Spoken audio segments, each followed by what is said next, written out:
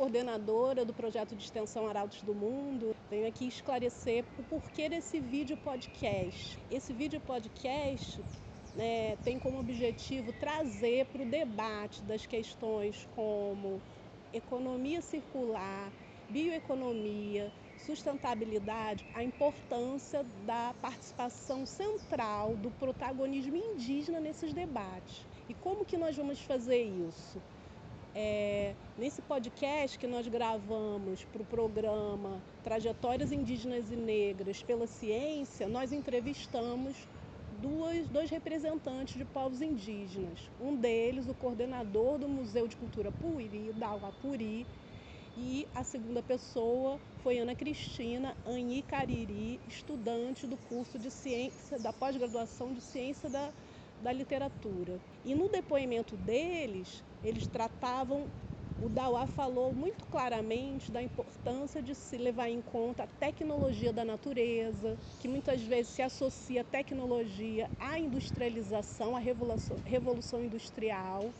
E esse debate que ele trouxe está extremamente relacionado com o conceito, por exemplo, de economia circular, que fala da importância do uso dos resíduos para a produção de novos insumos, de uma mudança na maneira de se relacionar com os produtos, com os artefatos dos produtos, com os resíduos, que não devaste a natureza, que não produza escassez nos bens, nos recursos naturais e que não aumente a quantidade de lixo que não pode ser absorvido pela natureza. Então ele trata muito bem dessas questões, Quando fala da importância da casca de uma fruta no chão para o adubo, da chuva para irrigar a terra. E ele não fala disso por acaso, ele fala disso porque os povos indígenas são reconhecidos, inclusive pela ONU e por documentos intergovernamentais, como sendo detentores de uma expertise, de um conhecimento ancestral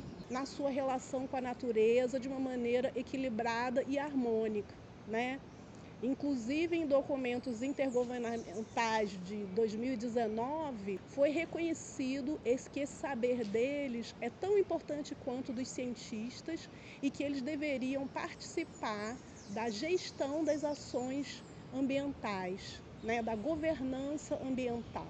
Dauá Puri é um músico, escritor e ativista dos direitos indígenas. Dauá é um dos principais nomes do movimento de resistência Puri. Ele é o criador do Museu da Cultura Puri, museu esse que já recebeu quase 2.000 visitantes desde a sua criação e busca recontar a história desse povo que sofreu diversas tentativas de apagamento. Dauá já está há décadas na luta pelo ativismo dos direitos dos indígenas e, inclusive, foi o primeiro indígena a receber uma cadeira no conselho da cidade. Fizemos uma entrevista com o Dauá para saber mais sobre como são as tecnologias indígenas e como elas se inserem no contexto atual, principalmente pelo seu fator socioambiental. Acreditamos que Dauá tenha muita propriedade para falar sobre o assunto, pois, como ativista indígena, ele sabe da importância dos ciclos de sustentabilidade e da importância de preservar os recursos naturais. Como você define a tecnologia indígena no seu modo de vida atual? É muito interessante a gente pensar na questão da tecnologia indígena no meu modo de vida atual, Que no meu modo de vida atual eu vou encontrar, identificar várias presenças de tecnologias indígenas que são usadas e geralmente não são lembradas ou conectadas como sendo a tecnologia indígena. Por exemplo, estou deitado em uma rede que é uma tecnologia indígena, eu uso um arco e flecha que é uma tecnologia indígena, eu uso uma confecção de um chá que eu saboreio, que é uma tecnologia indígena, Eu, por exemplo, vou ver, nas plantas a presença da tecnologia de colheita, de preservação, a confecção dos óleos essenciais, Então, eu acho que a tecnologia indígena ela está muito presente na nossa vida. Ela só não ela é invisibilizada, Ela não é leita, não é feita uma leitura como dá origem, né? Isso que geralmente a história ela passa a ser contada a partir da industrialização, né? A história ela não é contada a partir da criação, do desenvolvimento das ideias. Eu gosto muito de trabalhar essa ideia da tecnologia, me chama muito a atenção a tecnologia, que aí eu vou trabalhando a questão do desenvolvimento da mente humana, né? Que é através das necessidades que você vai criando tecnologia. De que maneira a tecnologia é empregada para preservar a língua, as tradições e as histórias da sua etnia? Bom, a língua ela é empregada através do canto, né? Então eu vou trabalhar com a tecnologia do bambu, da viola de taquara, mostrando a sonoridade do bambu. Então eu vou estar falando de tecnologia e apresentando as músicas no canto puri, né? Como também venho trazendo algumas palavras, até sugerindo, né, nas palestras que vão fazer um curso rápido de puri, para vocês entenderem o que eu estou falando, né? Então, vou ensinar você, OP, sol, e colocar as pessoas para estarem falando. Então, é um desenvolvimento de uma ferramenta, né? Então, é uma tecnologia que eu estou utilizando no processo de estar fazendo o estudo, a divulgação, ao mesmo tempo prospectando no espaço e no universo a presença da cultura puri.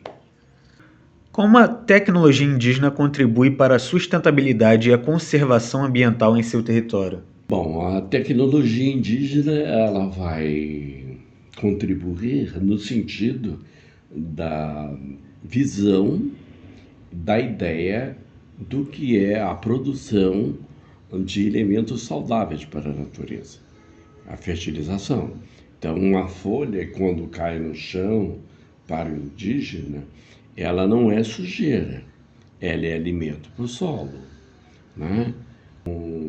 A chuva, quando cai, ela é uma coisa positiva porque ela vai acolher, né, essa água, o solo, e transformar essa água em revida para as plantas, né?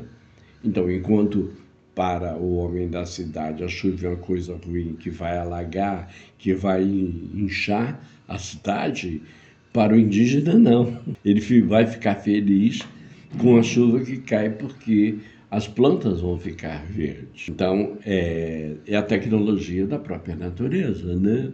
Que o indígena vai aprender a usar, né? Como ele cuidar, né, dessa planta melhor, como ele saber quais são os períodos de colheita da planta, de plantio, enfim, usar determinadas técnicas de plantio, utilizar também determinadas formas de colheita, tudo são tecnologias, né? E essa tecnologia ela está muito presente nas populações indígenas, né? Que diferente da cultura eurocêntrica, tecnicista, né? Você vai tentar criar uma técnica específica para uma determinada coisa que, na realidade, ela vai sofrer várias intempéries do tempo, né?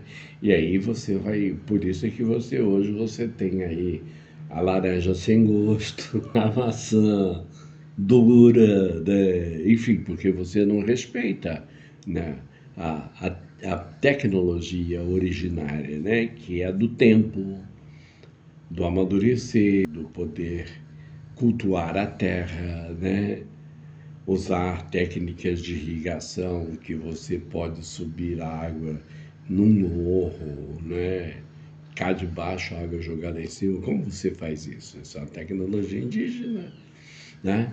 Como é que foram os primeiros processos de encanamento de água, né? na cidade do Rio de Janeiro, que o Puri utilizou, né, na questão da construção dos Arcos da Lapa, canalizando água no bambu de lá de cima até aqui embaixo. Né? Está muito presente. Só que é preciso nós mudarmos o olhar da sociedade, né? Que nós não esquecemos daquilo que nós somos. Nós precisamos ser lembrados daquilo que somos, daquilo que é da origem, né? Do original da Terra. O que é original? Né? São essas tecnologias, que são tecnologias milenares. Nós não estamos inventando nada. Nós estamos simplesmente nos conectando com o processo criativo, né? Do próprio ser humano. O que você gostaria que as pessoas não indígenas entendessem melhor sobre a tecnologia do seu povo?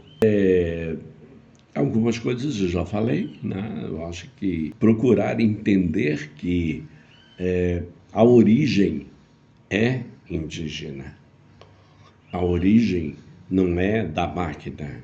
Não existe inteligência artificial. Existe a inteligência do humano. É humanoide, né?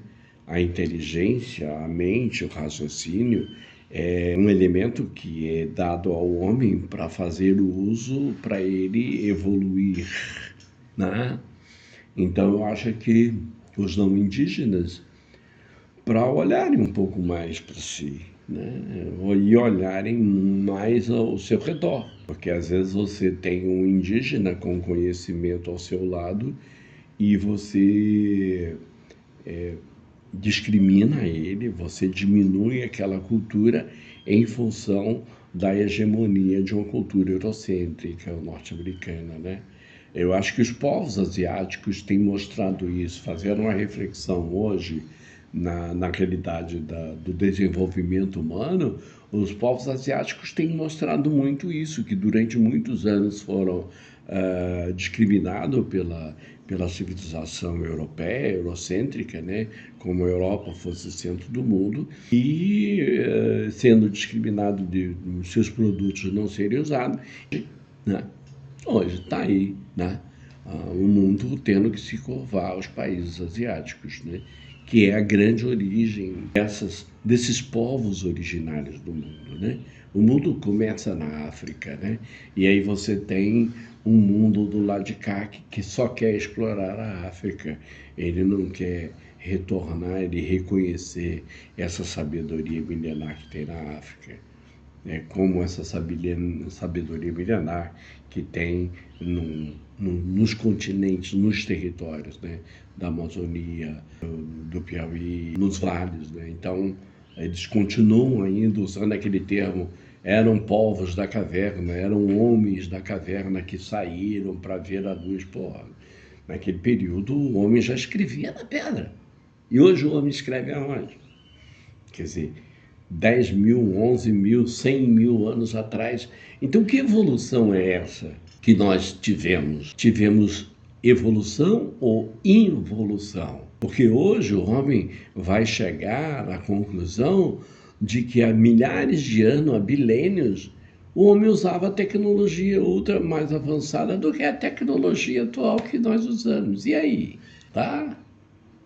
Então, como, né, esses não indígenas vão continuar dizendo que eles são superiores, que é a ideia da hegemonia de uma raça superior, de um ser superior? Não existe isso, sabe? As culturas indígenas, elas são culturas que vão se adaptando ao tempo. Então, o indígena vem se adaptando. Esses milhões de anos, ele aprendeu outras línguas, ele usa outras técnicas, ele se adapta a outras técnicas, mas ele não esquece a sua raiz, o que ele é. Você não pode esquecer de onde você vem. Você precisa lembrar de onde você vem e aquilo que você é, né? E aí, a grande diferença que os não indígenas precisam entender é isso, né? Que os povos indígenas são altamente inteligentes e altamente capazes. E talvez sejam muito mais capazes de poder resistir às intempéries do tempo do que eles próprios. Estarem muito mais preparados para as adversidades que que o planeta vai vir enfrentar aí pela frente. Além dessas 2 entrevistas, no nosso podcast, como a gente trabalha com a cultura popular e a gente entende que ela é extremamente potente em levar adiante certas mensagens, nós também fizemos cordéis no formato de quadras e, como a nossa equipe é composta por servidores, alunos e um grupo de usuários de saúde mental do IPUB, e eles são extremamente qualificados para produzir cordéis, muitos desses cordéis foram feitos por eles e vão ser declamados por eles. Para os povos indígenas, as tecnologias são plurais. Tem nas universidades e nos saberes ancestrais.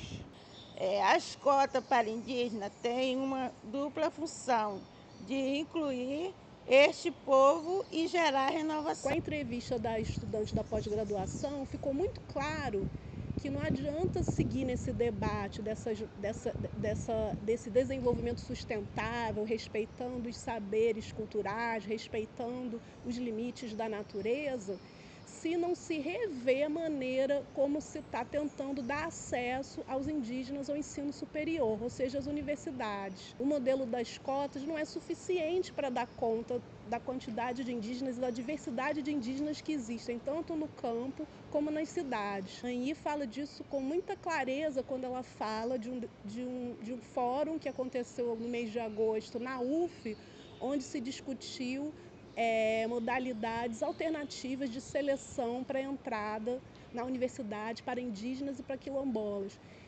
E por que isso é importante? É porque as universidades têm um papel central na produção de conhecimento e de novas tecnologias. Então, a presença indígena nos cursos de graduação, pós-graduação e entre o corpo técnico e docente das universidades, ela vai favorecer que esses conhecimentos ancestrais tradicionais, né, se somem, né, às tecnologias mais modernas. Boa tarde, eu sou a Ana Cristina, do curso de mestrado em Ciência da Literatura, e vim a convite do projeto Arautos do Mundo nesse podcast, Trajetórias Negras e Indígenas pela Ciência. É uma honra estar aqui presente, podendo falar um pouquinho da minha trajetória e como é que foi o acesso e a permanência. Estou aqui também pelo Coletivo de Estudantes Indígenas da UFRJ, com muito orgulho, muita honra, né? Faço parte desse coletivo que contribui muito com a minha trajetória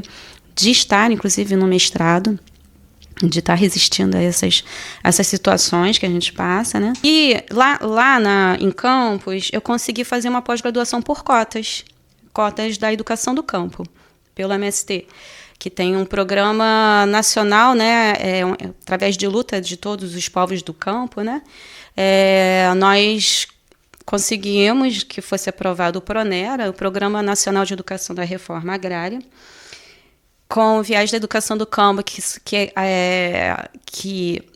são políticas, né, afirmativas para quem é do campo, que são os ribeirinhos, quilombolas, povos tradicionais, indígenas.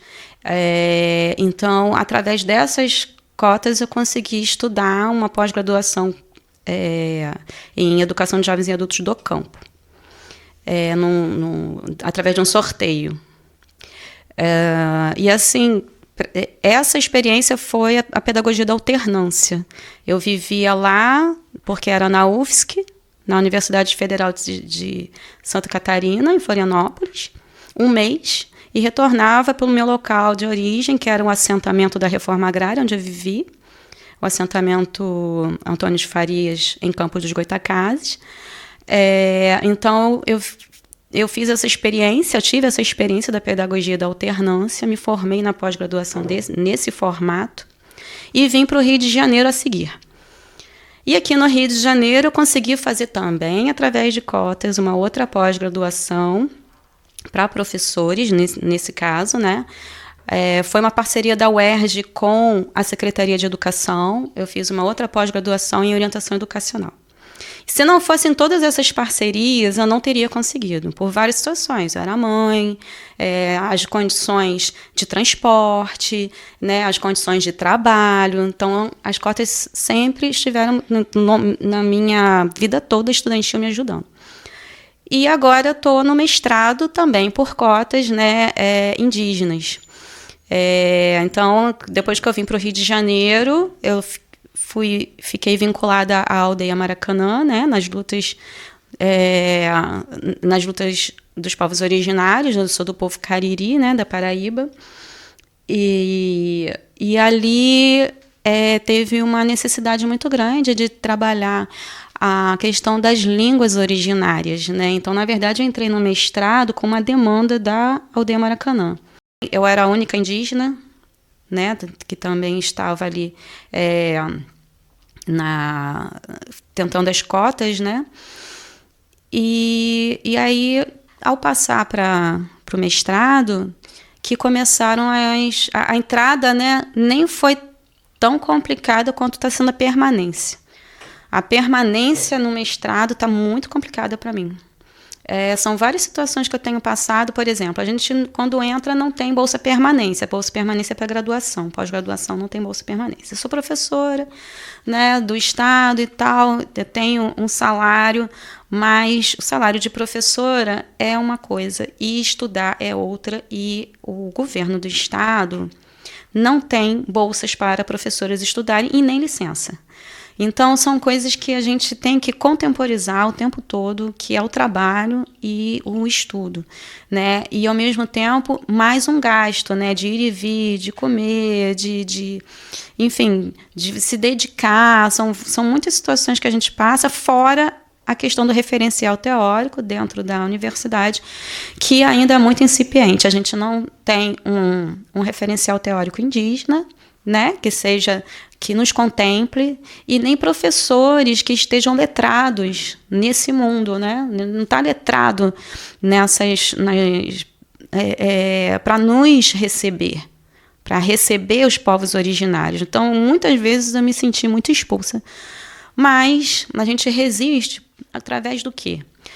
Do SEI, principalmente, né, que é o Coletivo de Estudantes Indígenas. Assim que eu entrei, eu já fui procurar o SEI, que dentro do movimento indígena a gente tem as nossas organicidades. Entre elas os coletivos. Em todas as universidades nós temos um coletivo de estudantes indígenas que fortalece justamente a luta por políticas afirmativas dentro da universidade, né? Então, quando a gente entra na universidade, como indígena, a gente já tem todo um estereótipo que a gente tem que quebrar lá dentro. A gente tem toda uma luta por referencial teórico lá dentro. A gente tem toda uma luta também para que os professores entendam que as nossas pesquisas são voltadas para isso, né? E também são várias situações de participar do movimento indígena que a universidade precisa entender, que são os nossos calendários de luta. Entre eles, o acampamento Terra Livre, em Brasília, que nós fazemos todos os anos, desde 2004. E é uma luta dentro da universidade para conseguir um ônibus, para poder levar as pessoas originárias da UFRJ e de outras universidades, né, para esses calendários nossos de luta, de resistência. Lembrando que nós somos os povos indígenas, além de ter essas questões das desigualdades sociais que sofremos, dessas questões de colocarem no passado, né, nos tratarem como de forma primitiva, como povos primitivos, ou pessoas burras mesmo, que não entendem porcaria nenhuma, tem essas coisas todas que a gente passa mesmo. A gente também precisa fazer essas lutas, né, de poder participar dentro das causas nacionais contra o genocídio. Né, esse genocídio, esse racismo que nós temos, né? Tem o racismo epistemológico, tem o racismo racial, né? Físico. Nós temos vários tipos de racismos que nós passamos, que só a luta nacional nos dá força para a gente dar continuidade, né? O genocídio, quando eu falo, também é o genocídio dos saberes indígenas, que também estamos passando, né? Então, são várias questões. As cotas... É importante falar sobre as cotas, porque atualmente nós estamos fazendo um debate, né, dentro da articulação das políticas afirmativas para quilombolas indígenas, né, a PIC, de um vestibular específico. Por quê? Porque as cotas não nos contemplam. As cotas ainda são muito poucas para povos indígenas e quilombolas, para povos tradicionais. O censo 2022 coloca que a maior parte dos indígenas no Brasil, né, é urbano. São pessoas indígenas que não entram no censo, né? Então, a gente precisa fazer um vestibular específico que contemple tanto quilombolas quanto indígenas, porque também tem uns quilombolas que não estão dentro dos seus aldeamentos quilombolas, né? Nós também temos indígenas que estão em contexto urbano e quilombolas também. Então, estamos fazendo esses debates para o primeiro vestibular específico do estado do Rio de Janeiro. E é isso, continuar a luta pelo reconhecimento dos povos indígenas, pelo reconhecimento que vivemos o hoje, o agora, não somos do passado, e nunca mais falarem de nós sem nós. É isso. Não se constrói um futuro sem sustentabilidade, muito menos sem indígenas nas universidades. Teremos em vários cursos novos alunos presentes e os saberes indígenas vão se somar aos vigentes.